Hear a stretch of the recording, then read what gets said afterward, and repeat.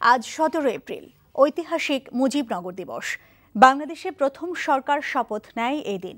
১৯৭১ সালে মুজিবনগরে গঠিত এ সরকারই মুক্তিযুদ্ধের নেতৃত্ব দিয়ে দেশ স্বাধীন করে। দিনটি স্মরণে সকালে ধানমন্ডি ৩২ নম্বরে বঙ্গবন্ধু প্রতিকৃতিতে শ্রদ্ধা নিবেদন করেন প্রধানমন্ত্রী শেখ হাসিনা। পরে আওয়ামী লীগের নেতাদের সাথে নিয়ে তিনি শ্রদ্ধা জানান মহান স্বাধীনতার এই রূপকারের প্রতি। এরপর সেখানে ঢল নামে আওয়ামী লীগের বিভিন্ন সহযোগী ও সমমনা দলের নেতাকর্মীদের। এ সময় তোফায়েল আহমেদ বলেন, দেশের স্বাধীনতার সার্বভৌমত্ব সুরক্ষা করে বঙ্গবন্ধুর সোনার বাংলা গড়াই মুজিবনগর দিবসের অঙ্গীকার।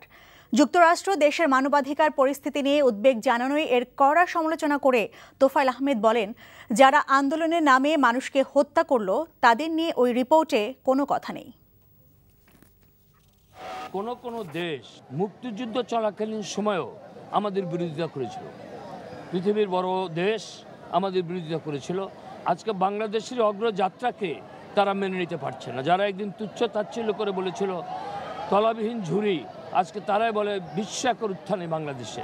সেই কারণে মানবাধিকার লঙ্ঘনের যে কথা তারা তুলেছে, যারা এই কথা বলেছে, তাদের দেশে সবচেয়ে বেশি মানবাধিকার লঙ্ঘিত হয় এবং পৃথিবীর বিভিন্ন দেশে দেশে তারা হস্তক্ষেপ করে মানবাধিকার তারা লঙ্ঘন করেছে। সুতরাং এই ধরনের রিপোর্ট এটা খুব দুর্ভাগ্যজনক, অনাকাঙ্ক্ষিত, মানুষ এটা প্রত্যাশা করে না।